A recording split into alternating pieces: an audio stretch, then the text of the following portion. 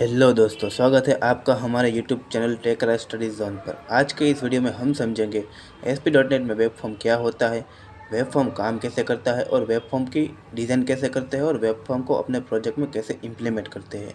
और एंड में हम एक छोटा सा प्रैक्टिकल डेमो भी देखेंगे जिससे आपको पता चले कि वेब फॉर्म को कैसे डिज़ाइन करना है और उसका इम्प्लीमेंट कैसे करना है। दोस्तों, अगर आप भी ASP.NET वेब डेवलपमेंट सीखना चाहते हैं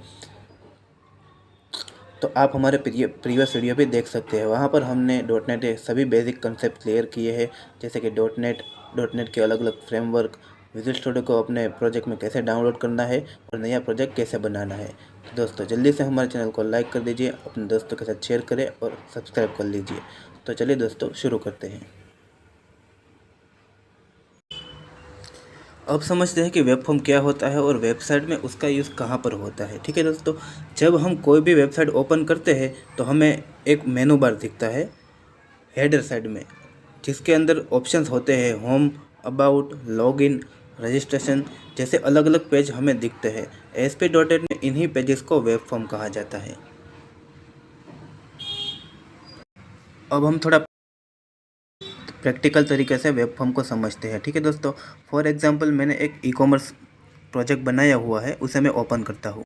जैसे ही मैं ओपन करता हूँ, मेरे सामने कुछ इस प्रकार का प्रोजेक्ट जो मैंने डिज़ाइन की हुई है और उसके अंदर जो वेब फॉर्म बनाए हुए हैं वो मेरे सामने शो हो रहे हैं। ठीक है दोस्तों, अब यहाँ पर वेब फॉर्म कहाँ शो हो रहे हैं और कौन सा वेब फॉर्म आपने बनाया है वो आपको मैं एक्सप्लेन करता हूँ। ठीक है दोस्तों, अब मैंने यहाँ पर एक हेडर में मेनू बार बनाया है। ठीक है दोस्तों, मेनू बार में आपके सामने शो हो रहे हैं home, men's, women's, registration, login जैसे आपको सामने पेज हो रहे हैं। ठीक है दोस्तों, और इसी को वेब फॉर्म कहा जाता है ASP.NET में। ठीक है दोस्तों, यहाँ पर मैंने एक होम पेज वेब फॉर्म बनाया हुआ है, उसके ऊपर मैं क्लिक करता हूँ।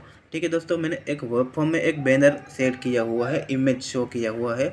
जो मैंने ASP.NEट में होम पेज वेब फॉर्म बनाया हुआ है उसके अंदर मैंने ये इमेज सेट किया हुआ है। ठीक है दोस्तों, ये मेरे सामने शो हो रहा है।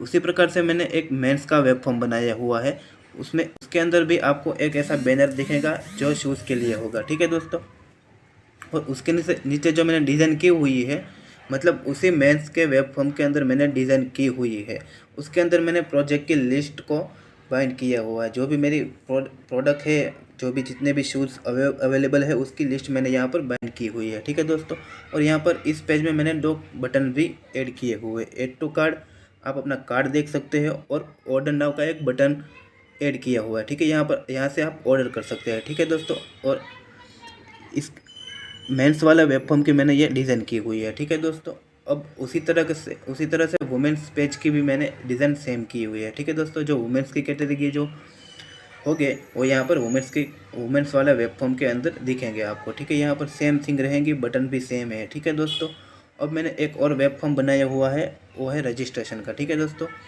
रजिस्ट्रेशन फॉर्म के अंदर मैंने एक रजिस्ट्रेशन फॉर्म डिज़ाइन किया हुआ है। ठीक है दोस्तों, यहाँ पर मैंने लेबल्स कंट्रोल यूज़ किए हुए हैं, टेक्स्ट बॉक्स कंट्रोल यूज़ किए हैं, और यहाँ पर मैंने एक बटन का भी यूज़ किया है। जो भी नया यूज़र आएगा वो हमारे वेबसाइट पर रजिस्टर करेगा। ठीक है दोस्तों, सेम थिंग लॉगिन वाला फॉर्म भी हमने ऐसे ही बनाया है। तो ये डिफरेंट जो अलग अलग वेब फॉर्म है मैंने कैटेगरी वाइज बनाए हुए हैं। ठीक है दोस्तों,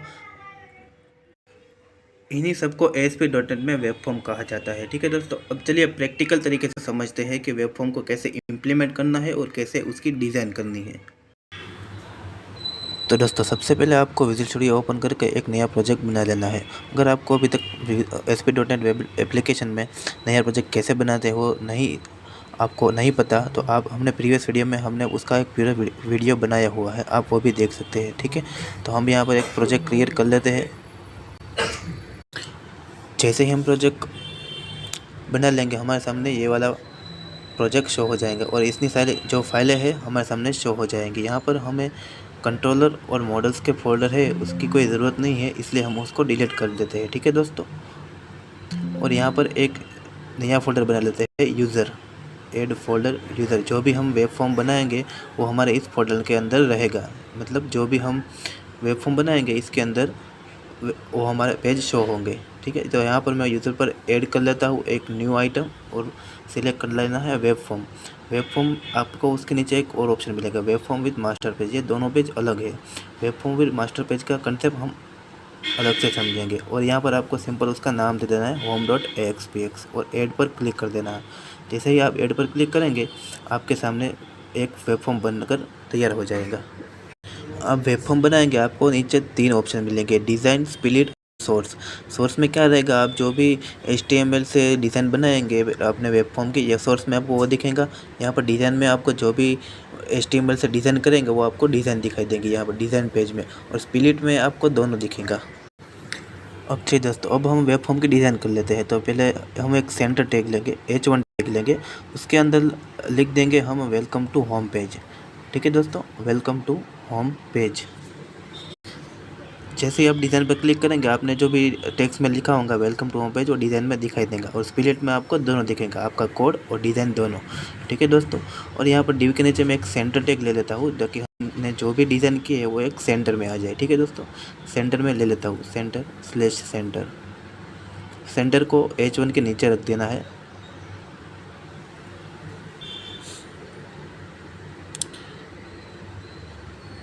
अभी यहाँ पर टेक्स्ट को थोड़ी डिज़ाइन दे देता हूँ, इसलिए H1 टैग को थोड़ी डिज़ाइन दे देता हूँ, style colour equal to red.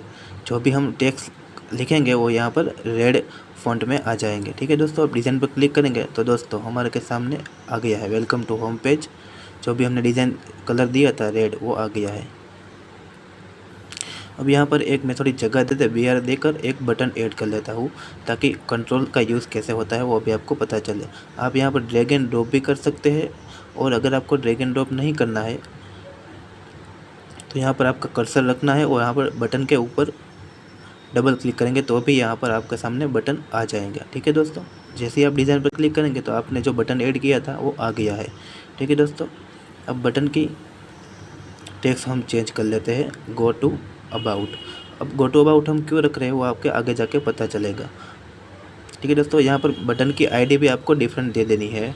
आप बटन 1 रखेंगे तो चलेगा, लेकिन जो भी हम नेम है वो साफ रहे, इसलिए हम उसको दे देते हैं BTN होम। ये होम के लिए हमने एक बटन बना लिया है। ठीक है दोस्तों, अब डिज़ाइन में भी देख सकते हैं कि बटन का टेक्स्ट चेंज हो चुका है।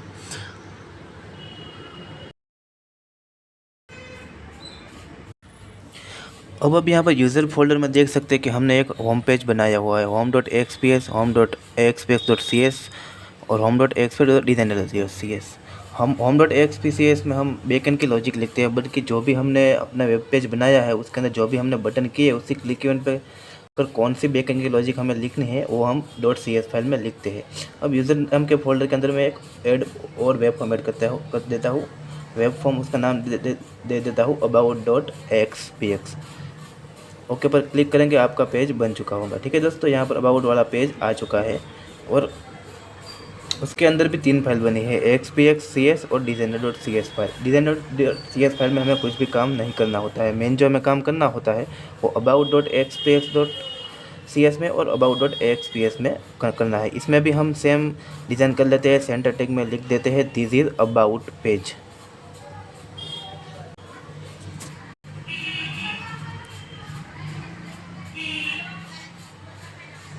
और इसको भी हम थोड़ी स्टाइल दे देते हैं, इसको टेक्स्ट को हम ग्रीन कर लेते हैं, style equal to colour green.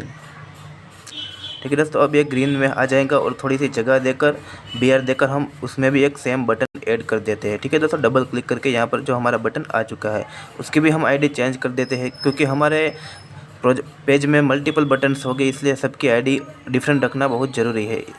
और इसका भी टेक्स्ट लिख देते हैं हम गो टू होम पेज। ठीक है दोस्तों, डिज़ाइन में आप देख सकते हैं ग्रीन जो हमने स्टाइल दी थी वो ग्रीन टेक्स्ट में आ चुका है। अब इसको रन करते हैं दोस्तों। जैसे आप रन करोगे आपके ब्राउज़र में आपका प्रोजेक्ट रन हो चुका होगा। ठीक है दोस्तों, हमारा प्रोजेक्ट रन हो चुका है। यहाँ पर आप देख सकते हैं अबाउट वाला पेज शो हो गया है। थोड़ा सा लोड हो रहा है। ठीक है दोस्तों, आ चुका है दिस इज़ अबाउट पेज। ठीक है दोस्तों, यहाँ पर हम बटन पर क्लिक करें लेकिन कोई भी यहाँ पर एक्शन फायर नहीं हो रही है, क्योंकि हमने बटन के क्लिक ऑन पे कोई भी इवेंट नहीं लिखी है, अभी कोई लॉजिक नहीं लगा। जहाँ आप ब्राउज़र में अपना पाथ चेंज करेंगे home.axps करेंगे तो आपका होम वाला पेज शो होगा, और इसके भी बटन पर आप क्लिक करेंगे कोई भी एक्शन फायर नहीं होगी, क्योंकि हमने अभी तक कोई भी बटन के ऊपर कोई भी कोड की बैकएंड की कोड नहीं लिखी है। ठीक है दोस्तों, अब प्रोजेक्ट को हम बंद कर देते हैं। ठीक है दोस्तों, वापस हम हमारे प्रोजेक्ट पर आ जाते हैं और हम बैकएंड की लॉजिक अब कैसे अब हम फिर से प्रोजेक्ट को रन करते हैं।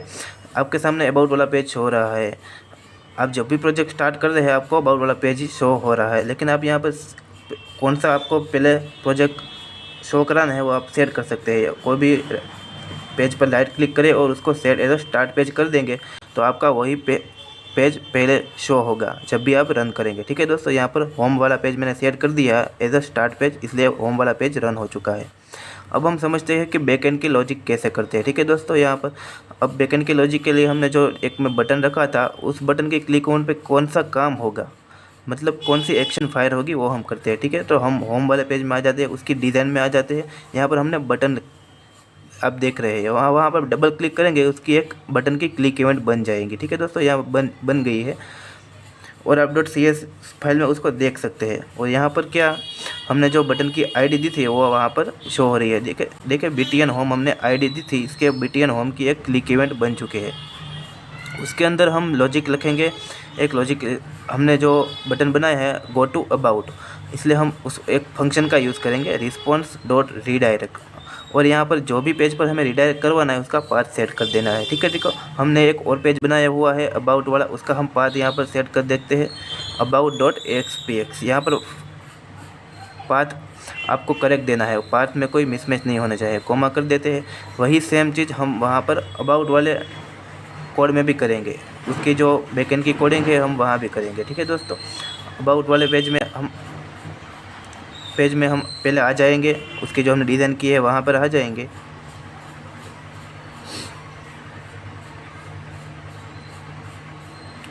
ठीक है दोस्तों, हम अबाउट वाले पेज में आ चुके हैं। डिज़ाइन में जाकर उसके भी एक क्लिक इवेंट बना लेंगे। ठीक है दोस्तों, डबल क्लिक करके उसकी भी एक क्लिक इवेंट बन गई। उसकी भी देखिए दोस्तों, हमने जो आईडी रखी थी BTN about_click मतलब उसकी भी एक क्लिक इवेंट बन चुके हैं। उस पर भी हम सेम लॉजिक लिखेंगे response.redirect go to home page, मतलब यहाँ पर होम पेज का पार्ट सेट कर देते हैं। यहाँ पर क्या होगा, गो टू अबाउट पेज पर जैसे हम क्लिक करेंगे तो उस पेज पर रिडायरेक्ट होगा, और गो टू होम पेज पर क्लिक करेंगे तो उस पेज पर रिडायरेक्ट होगा। ठीक है दोस्तों, तो चलिए दोस्तों अब इस प्रोजेक्ट को रन करते हैं। जैसे मैं इस प्रोजेक्ट को रन करता हूँ हमारा प्रोजेक्ट ब्राउज़र में ओपन हो चुका है। ठीक है दोस्तों, अब मैं यहाँ गो टू अबाउट बटन पर क्लिक करता हूँ। जैसे ही मैं क्लिक करता हूँ आप देख सकते हैं कि हम अबाउट पेज पर सक्सेसफुली रिडायरेक्ट हो जाते हैं। इसी तरह अगर मैं गो टू होम पर क्लिक करता हूँ तो एप्लीकेशन हमें वापस होम पेज पर रिडायरेक्ट कर देती है। यह पेज ASP.NET वेब फॉर्म में response.redirect और server.transfer जैसे मेथड की मदद से किया जाता है।